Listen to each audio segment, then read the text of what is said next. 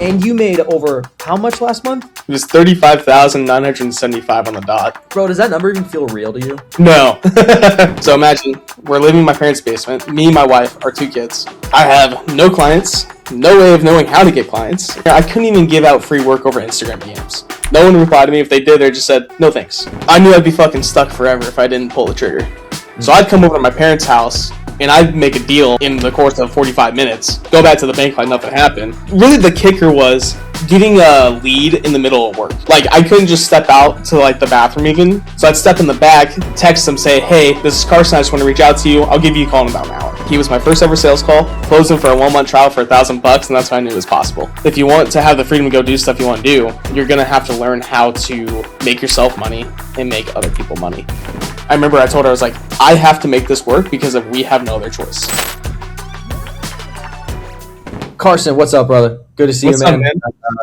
Freaking stoked to see you, man. Super proud of you. Super pumped for you. This is going to be a really good conversation. Ultimately, I love to do these calls just to kind of chat about like tactics and things that you've implemented, a little bit about your journey, where you were before, because obviously everyone watching this in the same position that you were, right? And you were one of those guys. I remember you followed me for a long time. We've been going back and forth forever, bro, on Instagram. This is something that you wanted to do, is to work with us. You can build your own business. You can quit your job, work for yourself, provide for your family. We finally were able to make it work. And then once we did, you committed to the process. You made what? More, if not the same in 1 month that you would make an entire year in your full-time job. So I want to chat on this call about things you implemented, limiting beliefs you overcame, what worked well for you, maybe what didn't, just so at least people can watch this call and they can take some nuggets away so they can go and apply similar things for themselves, so they can hopefully see really good results too. Before we get into that, where are you at? Where do you live? What are you doing right now? Talk about you just recently like quit your job, and then like what did you make last month in the business?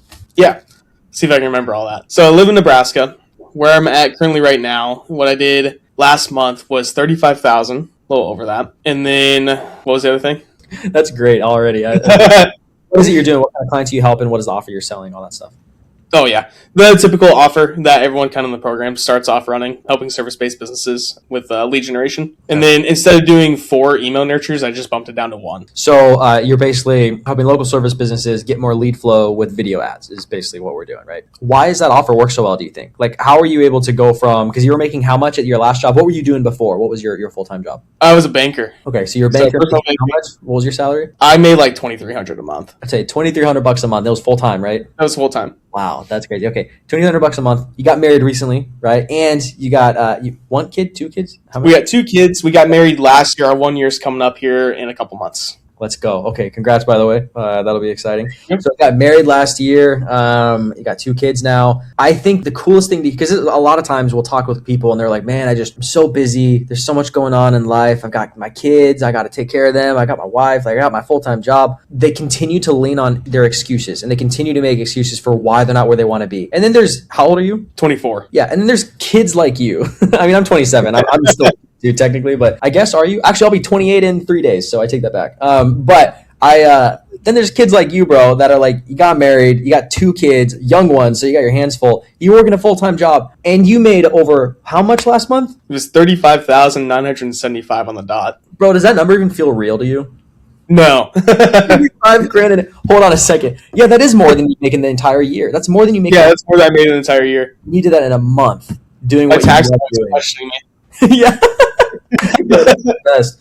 So, okay, let's kick it off with straightforward question of what would you say to somebody who is maybe in a similar position, overwhelmed, working a job that's not paying enough to pay the bills. They got a wife at home, they got kids, and they're just like, I don't know how to make it happen. Like, it's way too over. Like, I can't do it. What would you say to those people? How did you do it? Honestly, it's all about working like on the right things. So I remember when I made a post in the Slack channel and Ocean said something about like, this just goes to show like working on the right things can get you so much farther than what you think. And honestly, all I did was focus on sales and fulfillment, really. That's all I did. That's all it took.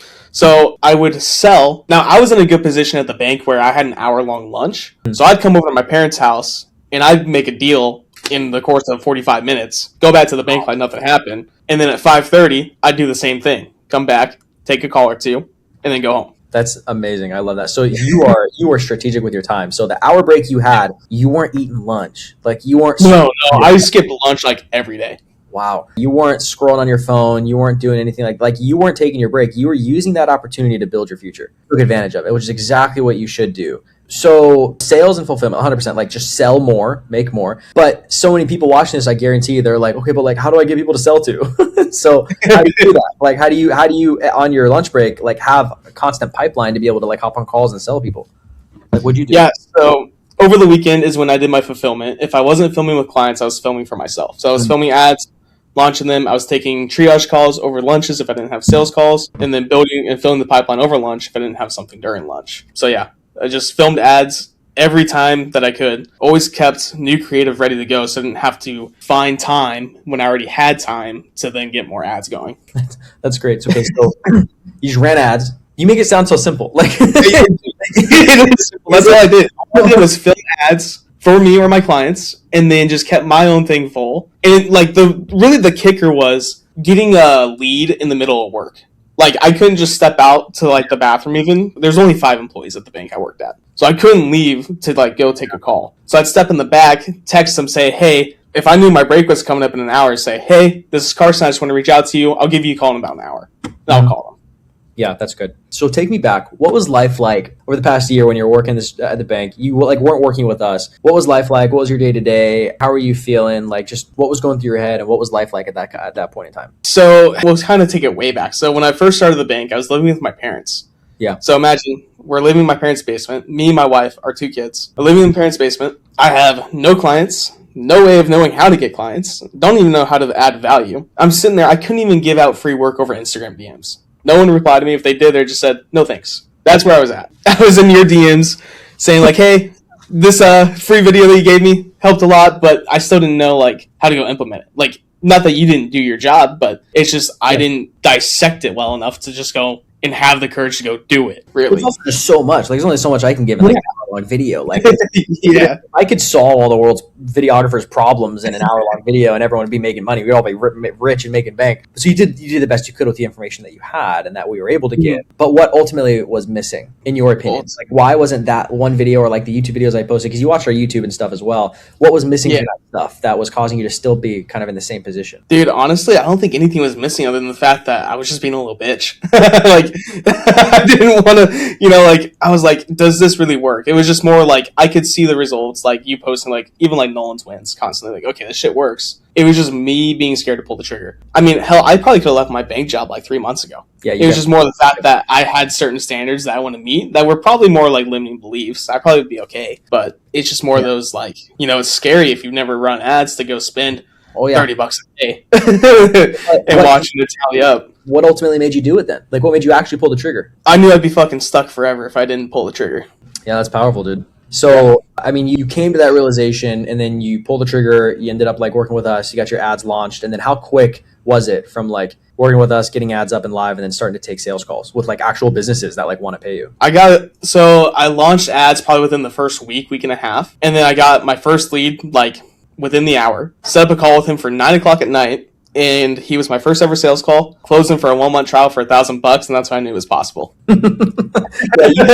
Your first lead and closed them and pocketed $1,000. You made half your monthly salary just in like an hour-long call. That's awesome. So that was kind of the epiphany moment for you. That was like the holy shit, this works. And then that is where it kind of. Do you think that was like the biggest turning point for you then? That just kind of let you loose? Yeah, I think so. And then the second one was like getting my first like actual retainer. Yeah, 100%. In terms of the situation you had before you started working with us, right? What like negative impact did that have on like yourself and others around you? Of like just working at that job and living in your parents' basement? Like how did that affect your wife and everything? Yeah, no, we hated it. I mean, obviously we love the fact that my parents opened up their home to us and all that. Yeah. But like there's something about having your own family and then having to use the same door and go up the stairs and out the door and so all right, see you later to like for her, like her husband's parents. You know what I mean? It's just not something as like a husband and a dad that I was proud of. Like I get that there's times where it's like you're in your low spot and it's like, okay, great. But it's like now you get the fuck out of here and kind of go out on your own. So I feel you on that for sure. It's definitely, it's a blessing that they kind of let you in, which is great. How soon was it? Like when were you able to take off and kind of get you guys' own place? So our wedding was in May and then I joined in like a week before May because he had like a deal going on. Yeah. And so I told him, I was like, hey, by the way, he sent me this credit card like application for Amex. So I went ahead and applied and I put down the money just to get in. And then right after the wedding, I kind of started hitting the ground running. And then we moved to our apartment in September. So, and now we're actually looking to move closer to Omaha because I live like an hour and a half away from all my clients. Okay, yeah. So you're looking So to we're move looking, closer yeah. into the city, then that'll make a lot more sense for sure. Yeah. What were some of the doubts and fears that you had like working with us and coming in and doing this? You just like knew it was gonna work out the gate, or did you have like some doubts doing it in the first place? The only doubt is I've just never had, like it's a big investment for anyone, but I've just never had like payments. Like I didn't have any car debt. Mhm. We didn't have any rent, which makes it sound like it should have been easy, but like making $2,300, a Oh yeah. month at the bank, it goes quick when you're buying groceries for kids and stuff and all that. So feeding four, because then my wife stayed home with our 3-year-old and she's going back to work when she goes to preschool. So it was seriously just a one income household as far as that.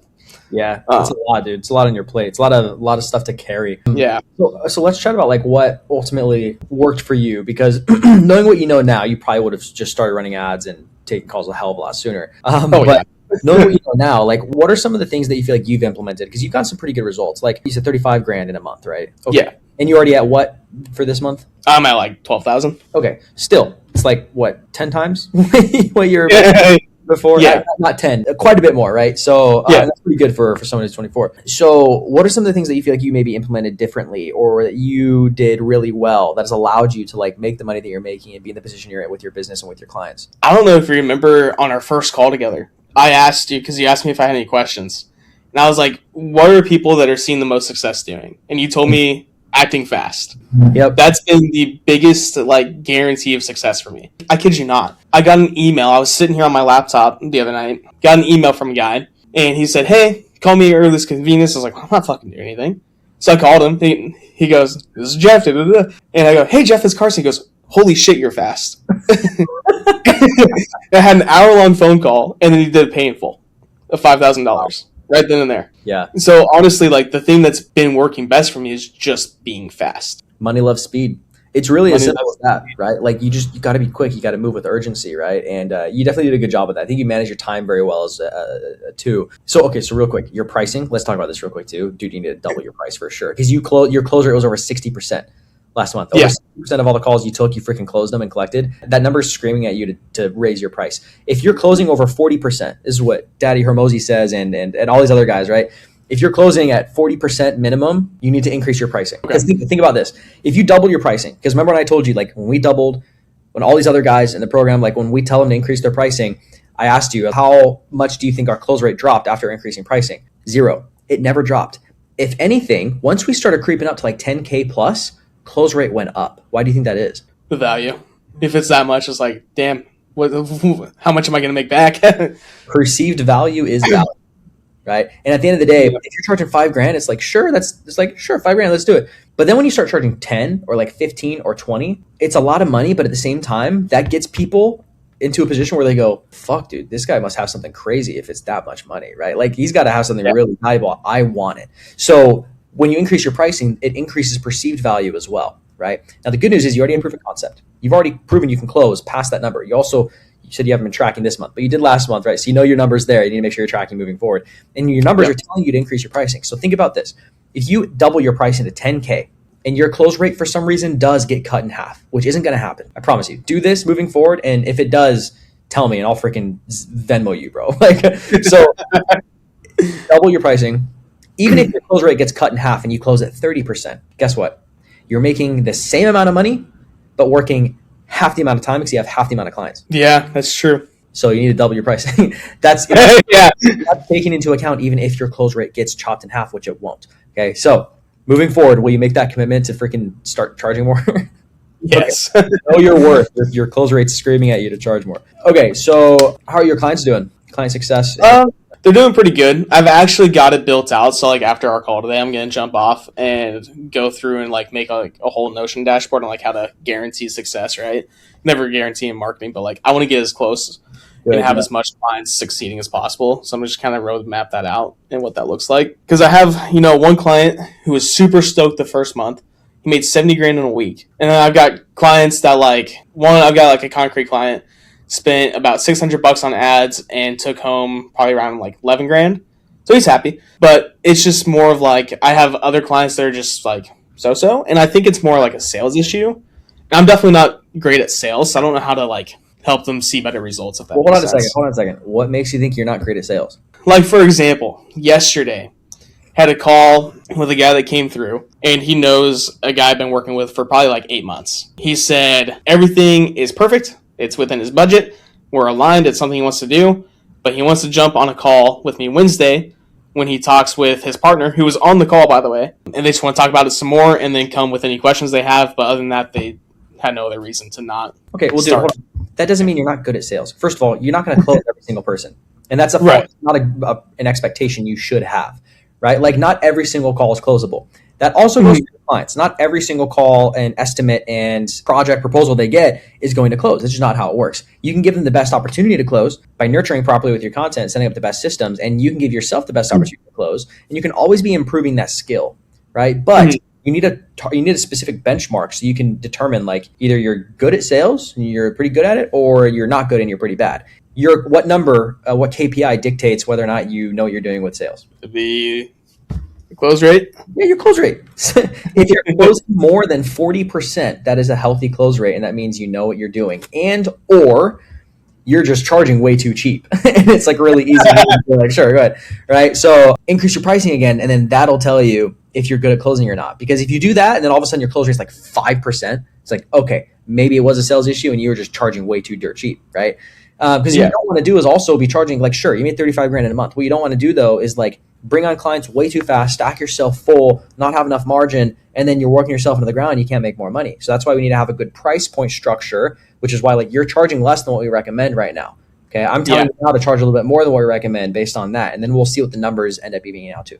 So anyway, the fact that somebody said on one call, one instance of all the calls you've taken, well, I want to talk to my partner, I'll get back to you, and you didn't close them, is not indicative that you're not a good closer. The number that is indicative of your closing ability is your close rate. And your close rate tells you you're pretty good at closing, and or your pricing is too low. Increase the pricing. Let's see how that goes. But I'm willing to bet, bro, you're still going to close around 40%. Okay. So client success also, from what you've told me, sounds great. That's the other thing too, is you need to have the right expectations on client success metrics, because I think way too many people are like, dude, expecting to get 100% client success rate. It just doesn't exist. No marketing agency is going to have 100% client success rate. Like I've had calls with guys that are like, oh, dude, I just feel so down in the dumps. I don't know what I'm doing. My offer sucks. And I'm like, why? They're like, well, because my clients are getting results. I'm like, okay, well, let's look at it. And then we'll look at the current state of all their clients, their current ROAS, return on ad spend, their current creatives and all their KPIs and metrics. And we'll find out that 70% of their clients are at a net positive return, minimum 2 to 3x return, minimum. I'm like, dude, 70, 80% of your clients are all making money from you. Like they're making more money than they were not working with you. It's just the two clients that aren't really, they're not able to figure it out really. And then those clients are completely destroying their morale. Okay. So that's why it's important to have a really good expectation on, hey, I'm not going to be able to deliver amazing results for every single client. Now you damn sure better you better be damn sure that you're going to do your best to provide the best results you can and do everything in your power to provide people the best results. But you're not going to be able to 100% of the time. Right. Yep. So as long as you have that expectation, from what you're saying, dude, like it sounds like you got a couple people that are freaking printing. Like that's crazy. You said that concrete company spent how much and made how much? He spent 600 and made, I want to say, was it 11,000? I think is what it was, because he had like a 5 and it was around 10 or 11,000. Okay, dude. How many times did you spend $600 to make 10 grand or 11 grand? Like all day long. Right? And then the other one was, what was the other one? The other client? He made 70 grand off $500. Dude, that's wild. Please tell me you got testimonials from him. Not yet. I'm going to film with him next week. Okay, make sure you get testimonials from him. Okay, like interview style, like film, like you going back and forth. You have to get testimonials. That's crazy. Those are amazing results. How does it feel to be able to sell something, or to be able to have a system? Like I want you to really think about this and tell. Like I want to hear how you feel, bro, because like this gets me so excited. How does it feel to have a system where you know you can turn ads on and you get calls in your calendar? Have a sales system and process to be able to close people and collect cash on one call, and then be able to have a system to deliver exceptional results for your clients. Dude, it feels awesome. I remember telling like my wife multiple times where I'm like, all I have to do is go turn ads on and we'll make like 15 grand. The amount of times I've said that's crazy. Isn't it crazy? Like all I gotta do is hit the toggle button, turn them back on, and then we make money. I can't tell you how many people we talk to that are just like, bro, it's just like, it sounds too good to be true. Like it's not that simple. Well, don't take it from me. Like, sure, everything. Okay, I will say this. nothing is easy. It's simple Right. in theory, but it's difficult in execution, just like everything is, right? Like Oh, anything worthwhile, making a lot of money, nothing's ever going to be easy. Theoretically and hypothetically, like when you talk about like it was hard for you because you were balancing a job, you were taking your breaks to go call people, like you were sweating and you were moving quick and you were learning skills, like you were doing a lot and it was hard. But in theory, is it difficult? yeah. Or in theory, Yeah. no. In theory, it's simple. In execution, it's difficult. I'd say. Yeah. So, and like you said, the biggest thing, dude, is just like urgency, like speed of Yeah. execution and implementation. And then like having a community to lean on and like being able to freaking just, yeah, dude, that's nuts. Okay. So how long have you been doing, because you were kind of went back and forth with video stuff while you were working your job and before working with us, like how long have you had a camera for and done video jobs and stuff like that? Like how long have you been in the space? Yeah, so video wise, I've been in the space since like 2022. I was down in Arkansas, and because ended up hating Nebraska. Well, here we are in Nebraska. But we were down in Arkansas for about 10 months. Landed a job down there, just doing like their social media content. And then came back, didn't really do much. Did a couple free videos for like a local animal shelter that was putting on like an event in the city. And then other than that, I really hadn't done much. I did a free coffee shop video, and then nothing after that until I got in with you guys.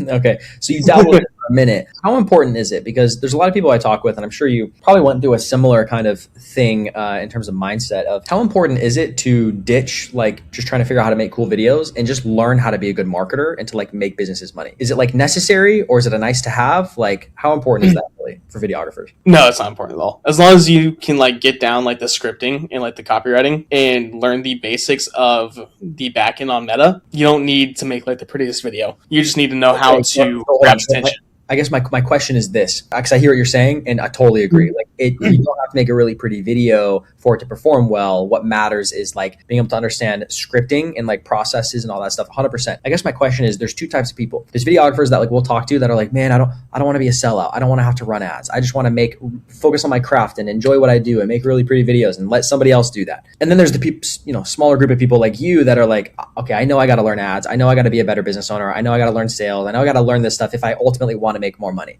So what would you say to the guys that are still stuck in like the creative zone of like, I just want to make videos? Because that was me for a while. I don't know about you, but like for a couple of years, I wasn't able to make a lot of money in my agency, way back when, because I was so focused on like, I just want to do what I do best, which is like make cool videos. It's like, I don't want to do that. Like I'll just outsource it. Right. What would you say to those people? I'd probably ask them how much more time they could have to go do stuff like that. Because now, like, yeah, I'm in the business every day and I'm working on stuff, but I still have so much time that if I want to go like out and film just like a little passion project, like you can still do that. Like you can have so much more time freedom, because right now if you're stuck at your job and all that and you're doing pretty videos on the side, you're never going to be able to like, that's not sustainable. If you want to have the freedom to go do stuff you want to do, you're going to have to learn how to make yourself money and make other people money. I'm so glad you said that, because I 100% agree, right? It's like, hey, you're looking at it the wrong way, right? So anyone watching this, right, maybe you're in that position. You need to stop trying, like your passion is keeping you broke. Yeah. Like, you need to stop thinking about what I want to do, what you want to do, right? Stop thinking about you and start thinking about them. Start thinking about the market. What does the market actually need? And then take your skill of making cool videos and figure out how do we actually deliver tangible results for our clients using videos as the vehicle to deliver those results. Because if you don't, you're going to stay stuck in this hamster wheel of selling things that people don't want to buy, or not being able to quantify results, or be like, yeah, I'll sell you a video and hopefully it works, or not having any idea if your videos are even doing anything for your clients at all, right? And then being a constant hamster wheel, finding the next one. Anyway, ultimately though, what you said is really powerful. And I think that's 100% what people need to shift their brain into. It's like, dude, that's great. I still love making cool videos, but bro, keep that your passion. Don't try and force a square peg into a circular hole. Don't try and force that down the market's throat when it's not what the market needs, right? Yeah. Instead, keep it your passion, and instead build skills that are going to be hard, that are not going to be the most fun thing in the world, but welcome to business, welcome to making money and building a life worth living, is you have to do some hard shit that you probably don't really want to do. It's not all sunshine and rainbows. You can't just make pretty videos all the time. Learn skills like sales. Learn how to run profitable ad campaigns. Learn how to deliver results for your clients with videos and ads, right? Then once you're able to make money, once you're able to make 30 grand in a month, then guess what? You now have capital to buy back your time, spend it with your family, and then be able to go do passion projects, help out nonprofits, and go make videos and not have to do it for money to survive and pay your bills, because you've already solved that problem. Now you can genuinely just keep it your passion, right? That's where it's at, dude. So I'm glad you said that, 100%. Okay, what do you think is, if you had to pick one skill as a videographer to learn that is going to be the most high-paying skill you can learn, what would that be now that you've gone through it? Because like there's media buying, right? There's like running ads, there's copywriting, there's sales, there's actual filmmaking skill, there's team management, being able to like manage even just a VA or manage like your team of people. There's communication with clients, right? Like of all the skills that you need as a business owner, what do you think is the most important one that's allowed you to make the most money? Probably say sales. Yeah. And now, totally agree. You're correct. Sales. In your opinion, now that you've been through it, what separates like a good salesperson, like somebody who's actually able to solve problems and be able to like get a close on one call and collect cash versus someone who just has a really hard time? I feel like a lot of people get stuck in the mentality of like, oh my God, I need to close this person, I need to make money, where they really should be actually just sitting there. Like I still take notes like on a physical notebook on all my calls, just to one, recap what they said, and two, make sure that I'm staying focused and actually physically listening to them, actively listening. Because I'm not going to offer them if I can't help them. I turned a guy down a couple months ago because it was something I was like, dude, like it's real estate. Like I'll take this call and see like what angle you're thinking, because I know like some guys will do organic, but he was going to run like paid ads to sell a house. And I know we've always kind of strayed away. So like I went the whole spiel and I was like, dude, honestly, like I just don't feel confident in this working for you. Like if I felt confident, I offer it to you. And I'm not going to sit there and sell someone and take even something small to them of $5,000. You know, I have clients doing 10 million a year. So $5,000 to someone like that is probably like pocket change. Yeah. But I'm not going to sit there and take it if I'm not confident that I can help them. I think that's where people get mixed up, is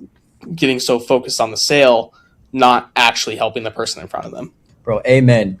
I'm a proud dad over here. Good job. Okay. So I totally agree. I would put that in the top 3 most important aspects of being a really good salesperson.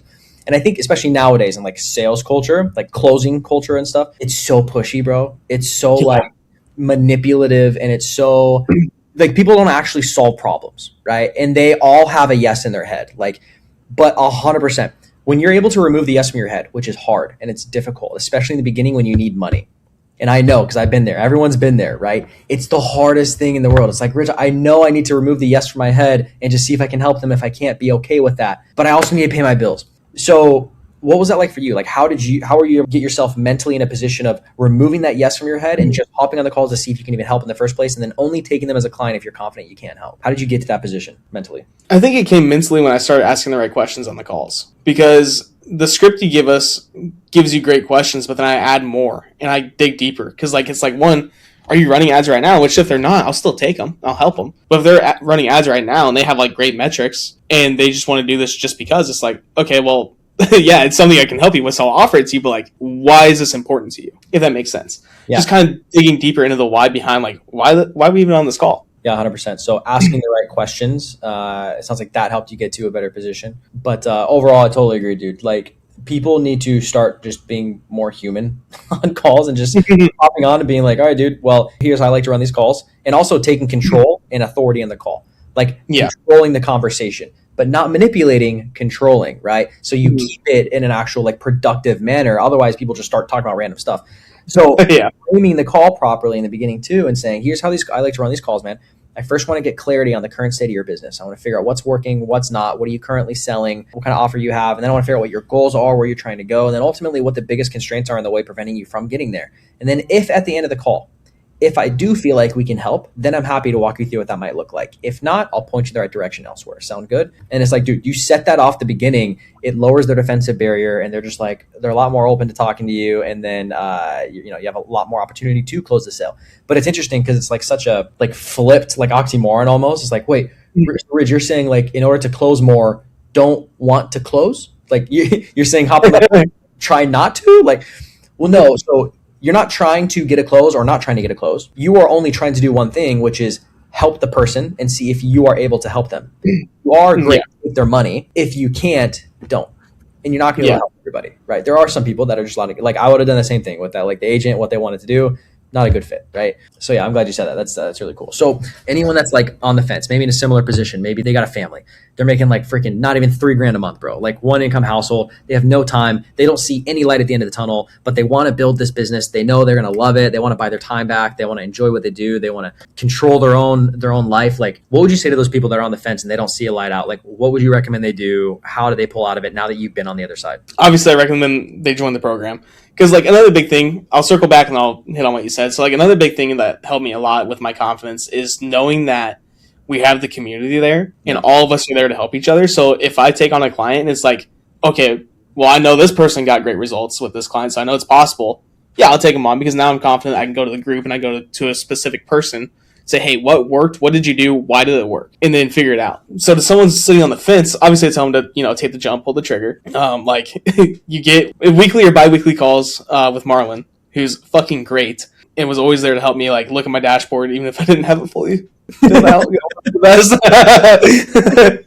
But like literally, if you just jump into the program, take the fast action, and get your ads up as soon as possible so you start failing forward. That was a big one you told me too. Fail forward. And, if you remember me, like, I always did not have the funds.